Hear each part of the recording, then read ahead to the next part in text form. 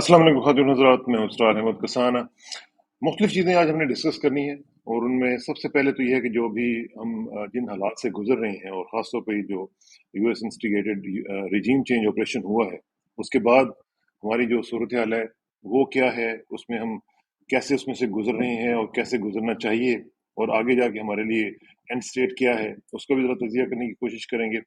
और इस ख़ास तौर पे जो बात हम करेंगे इसका एक हवाला एक ऐसा आर्टिकल होगा जिसमें हमारे मेहमान ने वो आर्टिकल लिखा है, तो वो बात जो है वो आपको सारी थोड़ी सी समझाने की कोशिश करेंगे। कैसे पाकिस्तान ने जब बना था पाकिस्तान तो किन उम्मीदों और किन एस्पिरेशंस के साथ बना था और किस तरीके से हमने उन तमाम उम्मीदों को अभी तक डैश किया है और किस तरीके से लोगों के जो एस्पिरेशंस थी उनको हमने मुतासर किया है।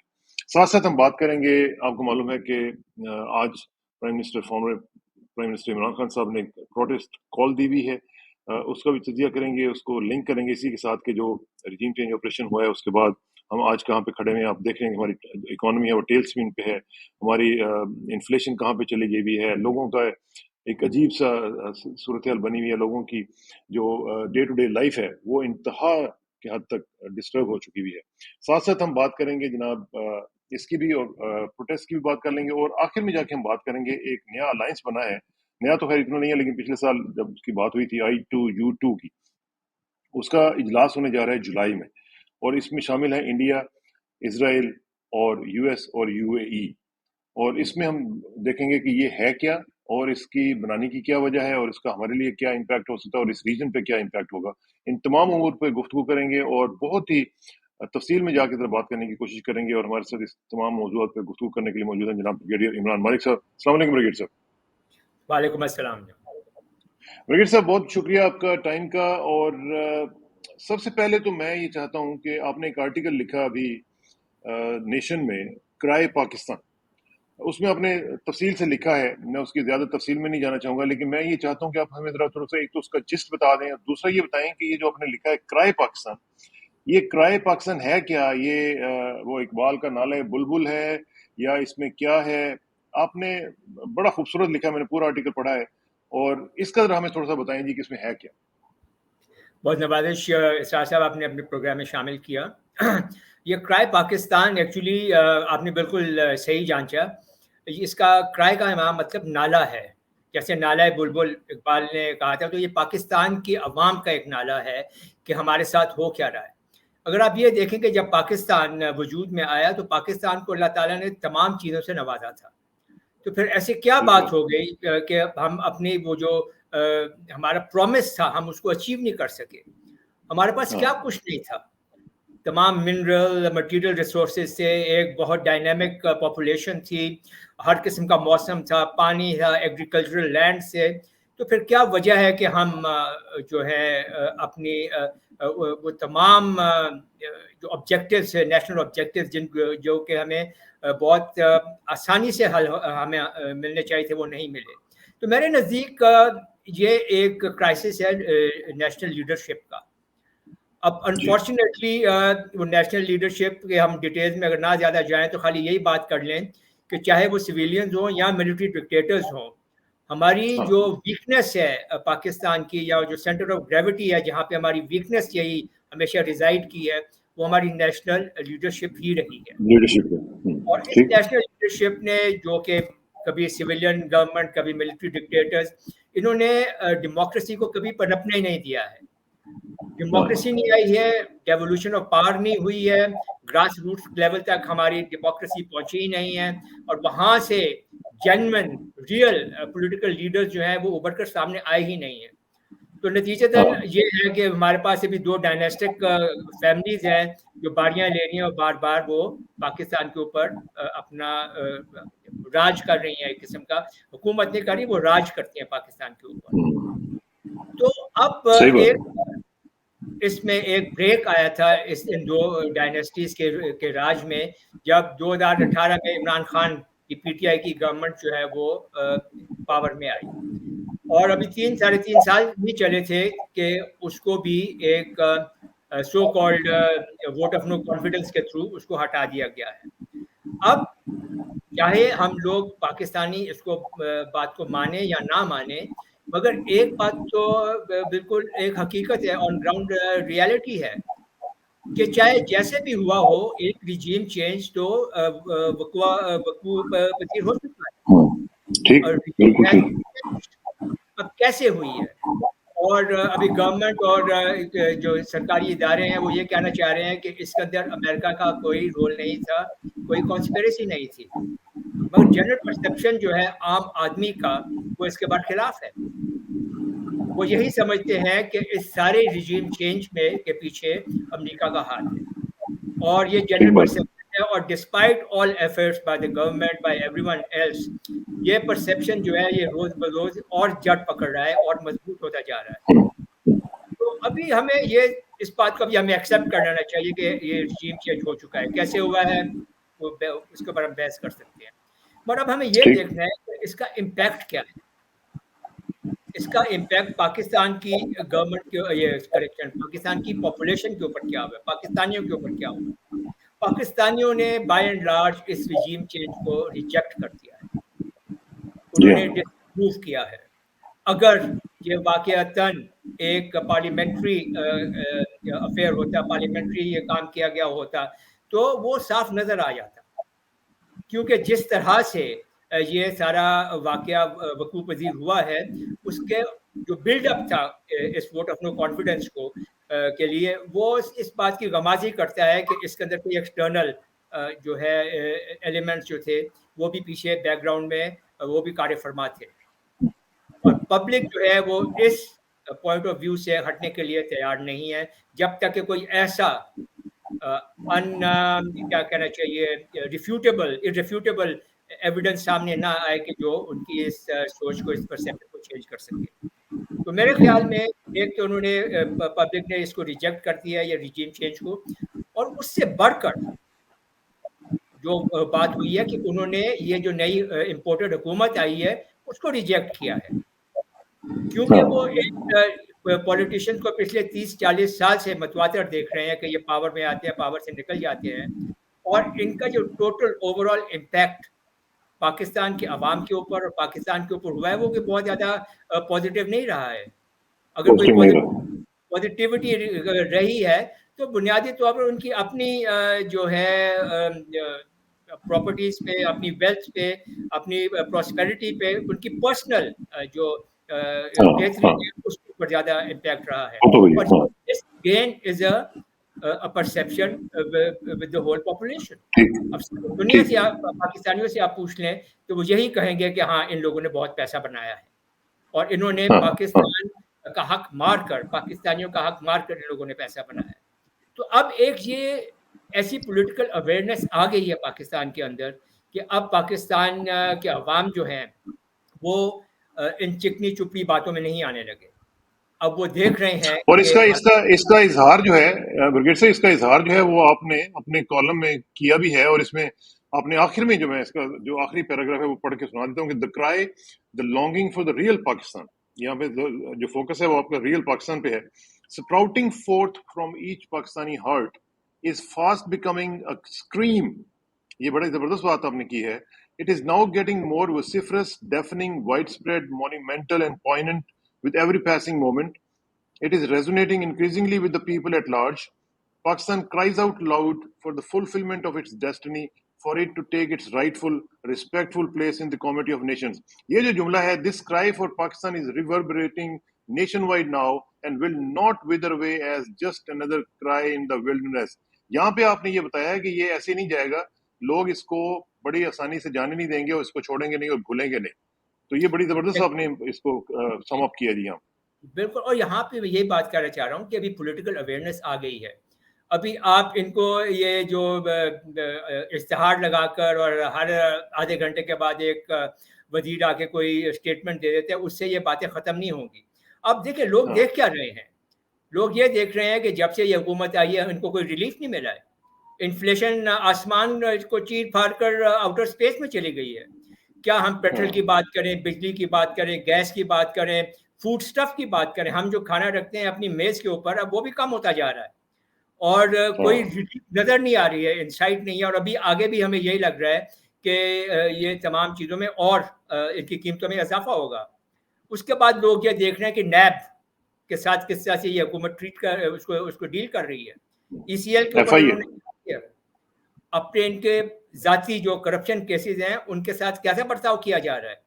और सबसे जो सीरियस बात है और सबसे जो क्या कहना चाहिए तशवीशनाक बात है कि इनके केसेस के जो विटनेसेस हैं उनको क्या हो रहा है, बारी बारी वो सब अल्लाह को प्यारे होते जा रहे हैं। तो ये बहुत ऐसे मामलात हैं कि जो एक जो सोशल मीडिया की वजह से अब ये बातें छुप नहीं सकती हैं, और दूसरा ये है कि एक मिनट में ये पूरे पाकिस्तान में फैल जाती हैं। और शायद यही वजह है कि जो प्रोटेस्ट हैं वो हमने देखा है कि बहुत बड़ी बड़ी तादाद में हुए हैं, बल्कि आज एज वी स्पीक आज ही हमने देखना है कि former prime minister Imran Khan साहब का जो प्रोटेस्ट कॉल है उसको आप किस तरह इसके साथ लिंक अप करेंगे कि क्या आप समझते हैं कि लोगों के अंदर एक बहुत ज्यादा लावा पक रहा है?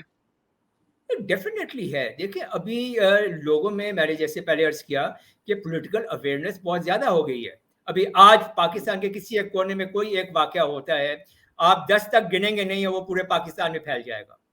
तो जब ये वो सब चीज़ें देख रहे हैं और हर शख्स जो है वो सोशल मीडिया के ऊपर आके कमेंट कर रहा है, हर चैनल जो टीवी का है वो इसके ऊपर कमेंट कर रहा है, तो ज़ाहिर बात है कि एक जो इतनी ज़्यादा इंफॉर्मेशन अभी अवेलेबल है पाकिस्तानी पब्लिक को कि वो अपने जो नतायज हैं वो खुद अखज़ करते हैं।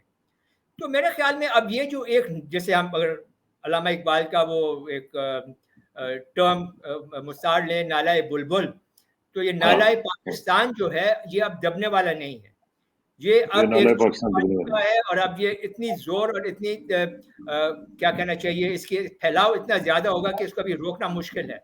और ये ओल्ड पॉलिटिकल ऑर्डर जो है मेरे ख्याल में अब उसके खात्मे का वक्त आ गया है। A new political order, a new social contract must take place now. और जो पाकिस्तान की ये जो पॉलिटिकल हमारी जो करेक्शन जो नेशनल लीडरशिप रही है, चाहे वो सिविलियन से या मिलिट्री डिक्टेटर्स से, उन्होंने जो अब तक पाकिस्तान को क्या कहना चाहिए कि फ़ायदा नहीं पहुंचाया, अब ऐसे हमें हालात की तरफ जाना चाहिए जहाँ पे प्योर डेमोक्रेसी आए, जो हमारी पॉलिटिकल पार्टीज हैं वो खुद अपने अंदर पहले डेमोक्रेसी को राइज करें, उनके बाद जेन्युइन रियल और फेयर एंड फ्री इलेक्शंस हों, जेन्युइनली इलेक्टेड पॉलिटिकल लीडरशिप सामने आए और वो फिर पाकिस्तान को लेकर आगे चले। ये सिलसिला जो है जैसे कि अब चल रहा है, मेरे ख्याल में चलने का कोई चांस नहीं है। ये चलने का कोई चांस नहीं होगा अगर ये इस तरह हो। Something has to be done. लेकिन ये है कि अगर ये होता है तो फिर उसमें तो फिर जो डेकेडेंट फोर्सेस हैं जो इस तरह के जो रिजीम चेंज ऑपरेशंस करती हैं और करवाती हैं और अबेट करती हैं, ये तो फिर उनके लिए भी एक मेरा ख्याल है कि वेकअप कॉल होनी चाहिए। डेफिनेटली यूसी अभी हम सब ने बहैसियत पाकिस्तानी अब सोचना है। इस वक्त अगर आप देखेंगे तो पाकिस्तान का जो पॉलिटिकल स्पेक्ट्रम जो है या पॉलिटिकल मिलियू जो है वो टोटली डिस्टेबलाइज्ड है।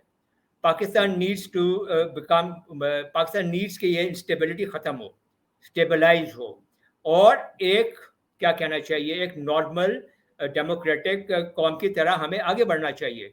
अभी तक आप ये देखें कि कोई किसी को समझ नहीं आ रही है, एक हैजान की कैफियत आ रही है पूरे मुल्क के अंदर। इन्फ्लेशन कहाँ से कहाँ पहुँच रही है, लॉ एंड ऑर्डर का कुछ नहीं है। जो हमारी इस वक्त की हुकूमत है उसके ऊपर बहुत सारे सवालात उठ रहे हैं कि वो सिर्फ और सिर्फ अपने जो मसाइल हैं उनको ख़त्म करने आई हैं, उनको कौम के मसाइल का कोई ख्याल नहीं है। उन्होंने अभी तक अभी 2.5-3 महीने होने वाले जितना भी टाइम हो गया है, उन्होंने क्या किया है इस कौम को रिलीफ देने के लिए, या कोई ऐसी कोई नई पॉलिसी लेके आए हैं जिससे कि हमें नजर आए कि अगले 4 महीनों में बहुत बेहतरी आ जाएगी। और अब ये कौम इसको आसानी से आराम से बैठकर आंखें बंद करके नहीं एक्सेप्ट करेगी। अब लोग और इसको समझना चाहिए और इसके खिलाफ प्रोटेस्ट करेंगे। और जैसे आज इमरान खान ने प्रोटेस्ट की कॉल दी है, तो मेरे ख्याल में इनके लिए बेस्ट ये एक ही तरीका है अपने बात मनवाने का, कि बजाय इसके के सारे इस्लामाबाद की तरफ चल पड़े, ये तमाम बड़े शहरों को ये जाम करें और तब अपना पॉइंट ऑफ व्यू जो है वो जो है इस हुकूमत तक पहुंचाएं। ठीक है। अच्छा ब्रिगेड साहब, थोड़ा सा जरा फैटफ की बात कर लेते हैं। फैटफ के बारे में भी जब अभी ये रिजीम चेंज ऑपरेशन हुआ था, क्योंकि ये सब कुछ इंटरकनेक्टेड है, तो उस वक्त भी आपको याद होगा कि हमने अपने मुख्तलिफ शोज में ये बात कही थी कि एज ए क्विड प्रो को हो सकता है कि पाकिस्तान को फैटफ में से भी निकाल दिया जाए, ताकि इस जो नई हुकूमत इम्पोर्टेड हुकूमत आई है इसको थोड़ा सा बेल आउट किया जाए اور ان کے لیے تھوڑا سا ریلیف دیا جائے. تو وہ ہم نے دیکھا ہے کہ اگرچہ وہ پچھلی گورنمنٹ نے سارا کچھ کیا ہوا تھا, تو وہ اب سنا ہے کہ اب وہ اکتوبر تک اس کو کلیئر کر دیں گے, اور ابھی بھی خبریں جو آ رہی ہیں وہ اس پہ بات ہو رہی ہے. لیکن ہم دیکھ رہے ہیں کہ ساری طرف ہر کوئی جو ہے اس کا کریڈٹ لینے کے چکر میں بھاگ رہا ہے کہ جی میں نے کیا, وہ کہہ رہا نہیں میں نے کیا, اس نے کہا نہیں تم نے نہیں کیا, ٹویٹس آ رہی ہیں. کیا یہ مطلب ضرورت ہے کہ ہم اپنے اس طرح کے نیشنل ایشوز کے, خاص طور پہ جو اس طرح کے ایشوز ہوں جو کہ نیشنل امپورٹ کے ہوں, ان کے اوپر ہم اس طرح کی چھوٹی چھوٹی باتیں کریں ٹویٹس کے اوپر کہ جی ہم یہ ہمارا کریڈٹ ہے اور آپ کا نہیں؟ اسرار صاحب دیکھیں, اگر ہم آپ کے ساتھ ہی کیے گئے پروگرام پرانے, اب مجھے یاد نہیں کب کیا تھا ہم نے, مگر جب یہ رجیم چینج ہو رہی تھی اس کے آس پاس تھا کہ ہم نے کہا تھا کہ کچھ انڈیکیٹرز ہوں گے, اگر آپ کو یاد ہاں ہو. بالکل ان آپ نے کچھ انڈیکیٹرز میں یہ 2-3 چیزیں شامل تھیں. فیٹف ایک بہت بڑا تھا کہ فیٹف سے آپ کو نکالا جائے گا, اور یہ جو ہے اس کا صحرا وہ جو نئی حکومت آئے گی اس کے سر باندھا جائے گا. دوسرا یہ ہے کہ آپ کو آئی ایم ایف کی طرف سے یا جتنے انٹرنیشنل فائنینشیل انسٹیٹیوشن ہیں ان سے بھی کچھ ریلیف مل جائے گا. تو یہ پروسیس چل رہا ہے, وہاں سے بھی ہو جائے گا. پھر ہم نے کہا تھا کہ یہ حکومت جو ہے یا جو بھی آئے گی, یہ ہندوستان کے ساتھ اپنے تعلقات جو ہے وہ without any solution to Kashmir and Kashmiris issues, ان کو اس کے ساتھ تعلقات بڑھانے کی کوشش کرے گی. اس میں شہباز شریف صاحب نے تو پہلے آتے ہی وہ ٹریڈ ریپرزینٹیٹیو جو تھا اس کو نامینیٹ کرنے کی کوشش کی, اور اب بھی اگر آپ بھٹو جو ہمارے فائنانس منسٹر ہیں بلاول زرداری, وہ بھی یہی کہہ رہے ہیں کہ جی ہم آئسولیٹ ہوئے ہیں اور ہمیں جو ہے وہ ہندوستان اور امریکہ کے ساتھ مل کر رہنا چاہیے. بہرحال جو بھی وہ پالیسی بناتے ہیں, مگر یہ تمام انڈیکیٹرز وہی ہیں جن کا ہم نے پہلے ذکر کیا تھا, اور یہ اس بات کی غمازی کرتے ہیں کہ یہ جو رجیم چینج ہوا ہے یہ بلا وجہ نہیں ہوا ہے, اور اس کے پیچھے محرکات جو ہیں وہ خالی عمران خان کی گورنمنٹ کی وہ اکنامک پرفارمنس نہیں تھی کہ اگر آپ اکنامک سروے دیکھیں تو ان کی ساری باتیں جو ہیں وہ جھوٹ ثابت ہو جاتی ہیں. اب اگر ہم ایف ایف کی طرف آئیں جو انہوں نے ہمیں کیا ہے, ہمیں پاکستان کی گورنمنٹ نے, پاکستان کے جو پی ٹی آئی کی گورنمنٹ تھی, اور پاکستان کے تمام ادارے جو ہیں جس میں وہ ہمارے بیوروکریٹس, ہماری منسٹریز شامل ہیں, پھر ایک کور سیل انہوں نے بنایا تھا جی ایس یو میں, اس کے بھی لوگ شامل ہیں. ان سب نے مل کر اس کو ڈرائیو کیا ہے اور بہت اچھے اور احسن طریقے سے اس کو پایا تکمیل تک پہنچایا ہے.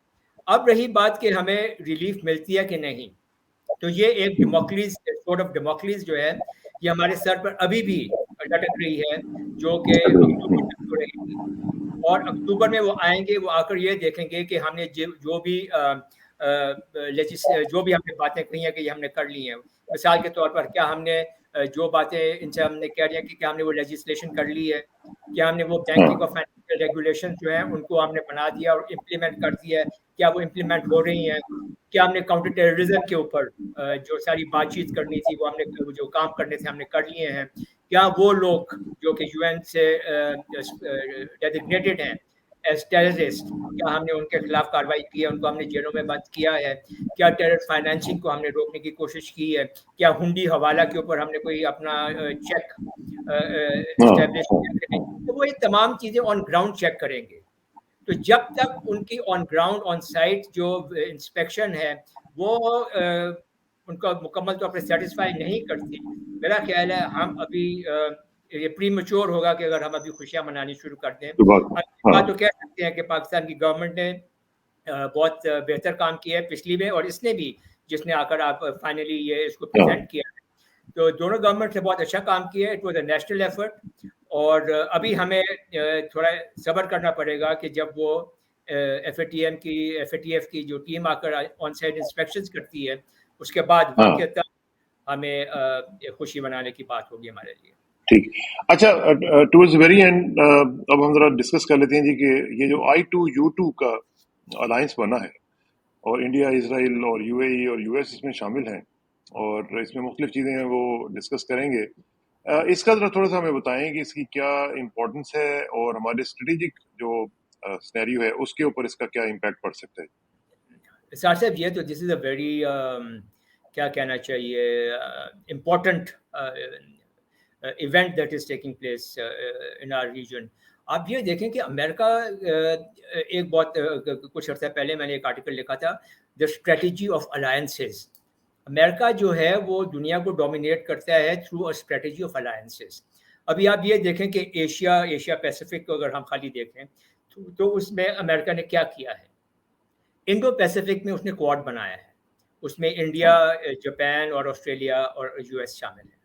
साउथ पैसिफिक में उसने ऑकस बनाया है, ऑस्ट्रेलिया, यूके एंड यूएस में शामिल है।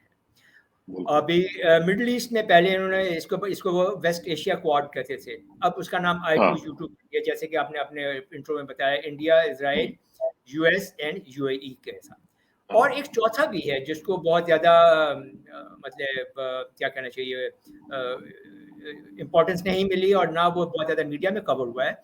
एक क्वाड्रिलेटरल डायलॉग भी है जिसमें यूएस, पाकिस्तान, अफगानिस्तान और उज़्बेकिस्तान के साथ एक फोरम के ऊपर इकट्ठा है, कह लें उसको।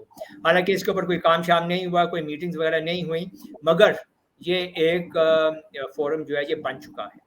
तो अगर आप ये देखें तो इस वक्त अमेरिका ने इंडो पैसिफिक में, साउथ पैसिफिक में, ग्रेटर मिडिल ईस्ट रीजन में और साउथ सेंट्रल एशियन रीजन में अपने फुट होल्ड जो हैं वो बना लिए हैं। अब उसने एक इंफ्रास्ट्रक्चर क्रिएट कर लिया है पूरे एशिया पैसिफिक के अंदर कि जो कि फिल वक्त तो पॉलिटिकल और डिप्लोमेटिक इनके वो जो हैं ऑब्जेक्टिव्स हैं, और ट्रेड है, इंटरकनेक्टिविटी है, रीजनल इंटरकनेक्टिविटी है, इकोनॉमिक इंटरडिपेंडेंस है, ट्रेड करके और आपस में जो बिजनेसेस को एक्सपेंड करके, तो एक इंफ्रास्ट्रक्चर उन्होंने क्रिएट कर लिया है।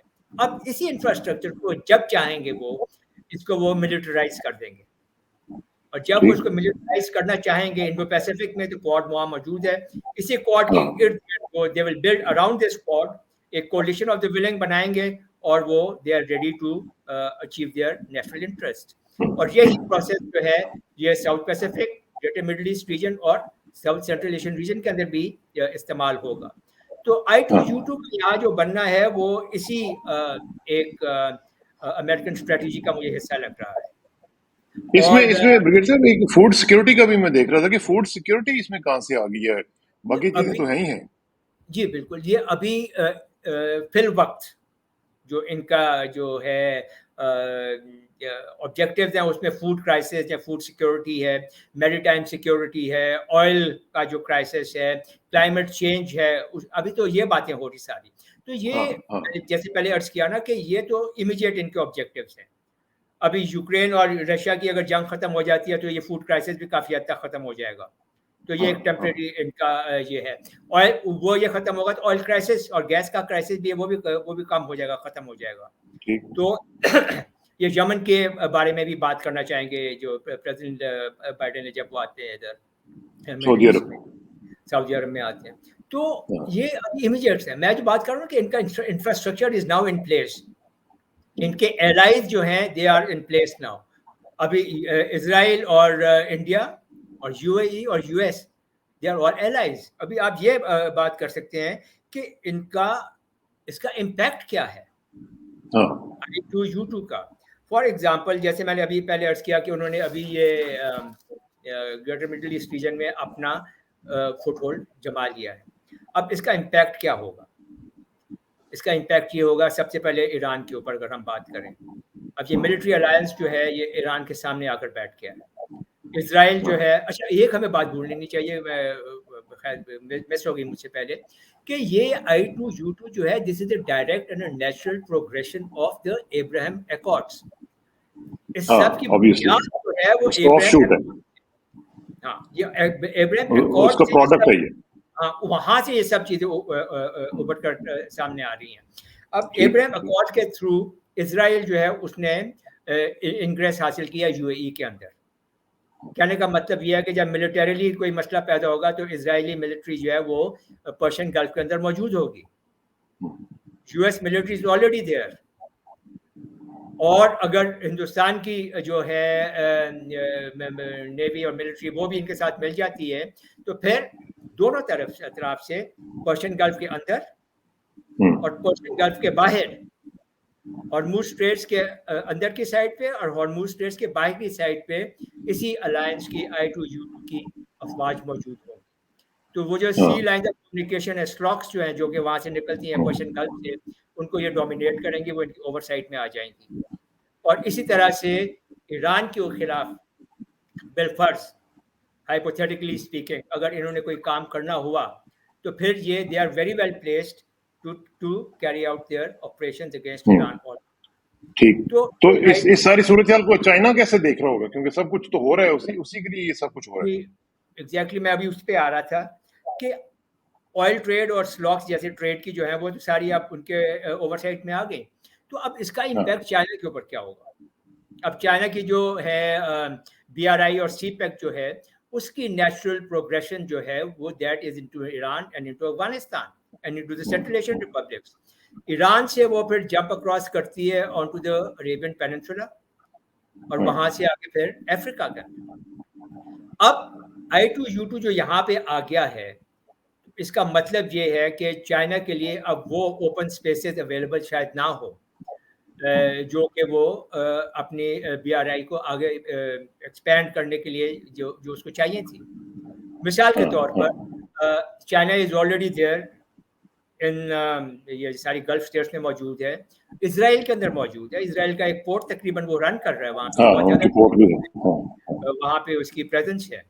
मगर अब अगर ये I2U2 इवेंचुअली बढ़ते बढ़ते एक जियोपॉलिटिकल अलायंस बनता है, फिर एक मिलिट्री अलायंस बनता है, तो फिर ये एक सूरत ये भी आ जाएगी कि ये डायरेक्टली या इनडायरेक्टली BRI को अपोज करना शुरू कर दे, उसको कंटेस्ट करना शुरू कर दे। तो चाइना का जो अपना BRI है, $1 ट्रिलियन का प्रोजेक्ट है, उसको रोकने में I2U2 एक बहुत बड़ा किरदार अदा करेगा। और ये उसका जो है चाइना का मूव इनटू ईरान तो है हो ही जाएगा, across the Persian Gulf into the Arabian peninsula and then into Africa. ये इसके ऊपर एक हर्डल बन जाएगा जिसको अबूर करने के लिए चाइना को एक्स्ट्राऑर्डिनरी एफर्ट्स करने पड़ेंगे। इसके बाद हम देखते हैं कि इंडिया का इसमें क्या है। अब इंडिया जो आप है ये देखते हैं, India is now emerging, please note my point, as the central pivot of US policy in Asia. उसकी वजह कि उसकी एक तो साइज बहुत बड़ा है, उसकी पॉपुलेशन बहुत बड़ी है, मार्केट बहुत बड़ी है, इकोनॉमी बहुत बड़ी है, उसकी अफवाज बहुत बड़ी है, ताकतवर अफवाज है, और उसकी लोकेशन सबसे ज़्यादा इम्पोर्टेंट है। अब सेंट्रल एक लोकेशन है जहाँ से बैठकर वो पैसिफिक ओशन तक उसकी जो है वो रसाई जाती है through the Nicobar and Andaman islands, Malacca straits के बिल्कुल वहाँ से, और फिर यहीं से वो ग्रेटर मिडिल ईस्ट रीजन में भी उसका जो है वो स्फीयर ऑफ इन्फ्लुएंस है। अब I2U2 उसको ग्रेटर मिडिल ईस्ट रीजन में एक फुटहोल्ड दे रहा है, क्वाड जो है वो इसको इंडो पैसिफिक में एक फुटहोल्ड दे रहा है, और फिर उसका अपनी अगर आप शेप देखें उसका वो इंडियन पेनिनसुला जो है जो कि इंडियन ओशन में जाता है, उसकी वजह से वो जितना भी ईस्ट और वेस्ट का ट्रेड है उसको वो, और जो स्लॉक्स जो हैं उनको वो वहाँ से बैठकर डोमिनेट कर सकते हैं।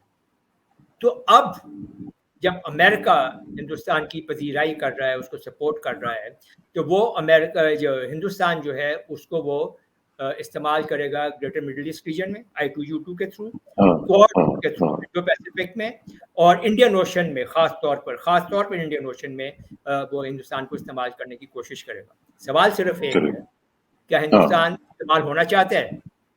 क्या वो मुकम्मल तौर पर अमेरिका के कैंप में जाना चाहता है, जाएगा?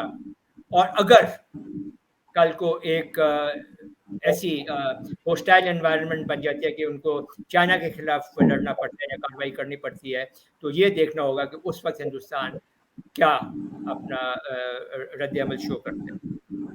रही बात पाकिस्तान की आखिर में कि Pakistan will be caught between two worlds, two contrasting. अगर हम मिडिल ईस्ट देखें तो वहाँ पर पाकिस्तान के अरब ममालिक के साथ बहुत अच्छे ताल्लुकात हैं, अमेरिका के साथ पाकिस्तान के ताल्लुकात अच्छे रखना चाहते हैं, पाकिस्तान चाइना को किसी सूरत एंटागोनाइज नहीं करना चाहता और ना ही वो उसके साथ अपने ताल्लुकात को ख़राब करना चाहता है। तो पाकिस्तान को मेरे ख्याल में एक बहुत ही सबलाइम किस्म की डिप्लोमेसी करनी पड़ेगी, बहुत एक बैलेंस्ड अप्रोच रखनी पड़ेगी कि वो दोनों को नाराज़ ना करे और दोनों को खुश भी कर सके। یہ بہت مشکل کام ہوگا. اور ابھی ہم نے یہ دیکھا ہوگا کہ پاکستان ایونچولی اگر پاکستان کو چوز کرنی پڑی ایک سائڈ تو پاکستان کو پھر اپنے نیشنل انٹرسٹ جو ہیں ان کو ہر حالت میں مقدم رکھنا پڑے گا اور اپنے نیشنل انٹرسٹ کو سامنے رکھ کر ہی اس کو فیصلہ کرنا پڑے گا کہ اس نے کدھر جانا ہے کدھر جانا. چلیں اس پہ ہم مزید بات چیت کریں گے, لیکن ابھی تک کی جو صورتحال چل رہی ہے اس میں تو لگ رہا ہے کہ پاکستان نے کچھ فیصلے کر لیے ہوئے ہیں اور جو ہم چاہتے تھے یا قوم چاہتی تھی اس طرح کے نہیں کیے ہیں. اور اس کا مظاہرہ ہم نے یہ دیکھا بھی جو رجیم چینج آپریشن ہوا. اور پھر انڈیا کو اگر آپ دیکھیں جس طرح آپ نے فرمایا کہ انڈیا نے کیا کیا کیا ہے, انڈیا نے اپنی اسٹریٹجک اٹانومی بھی مینٹین رکھی ہوئی ہے, وہ ہر طرف سے پیسے بھی لے رہے ہیں, ہر طرف سے اپنا کام بھی کر رہے ہیں. اور ابھی دیکھیں کہ انہوں نے رشیا کے ساتھ بھی اپنی ٹریڈ کے لیے ایک نیا نارتھ ساؤتھ کوریڈور جو ہے وہ بنا لیا ہے. اس کے لیے وہ اپنی ٹریڈنگ ان کے ساتھ کر رہے ہیں, ان کی پیمنٹس کا سسٹم انہوں نے ڈیولپ کر لیا ہے روپیز میں اور روبل کے ساتھ ان کے ساتھ اٹیچمنٹ کر رہے ہیں. ہم لوگ کچھ نہیں کر رہے ہیں. اللہ کرے اس پہ ہم مزید بات بھی کسی دن کریں گے بریگیڈ صاحب. اور I hope our government has the spine to do that and follow up on Pakistan's national interests. Absolutely اس کے اوپر میرا خیال ہے کہ ہمیں ایک شو کرنا چاہیے کہ ہم اپنی اسٹریٹجک اٹانومی جو ہے وہ کیسے مینٹین کر سکتے ہیں. انشاءاللہ اس وقت تک کے لیے آپ کا بہت شکریہ. آپ سے جلدی ملاقات ہوگی انشاءاللہ. اللہ حافظ. Thank you sir. Thank you. خدا حافظ.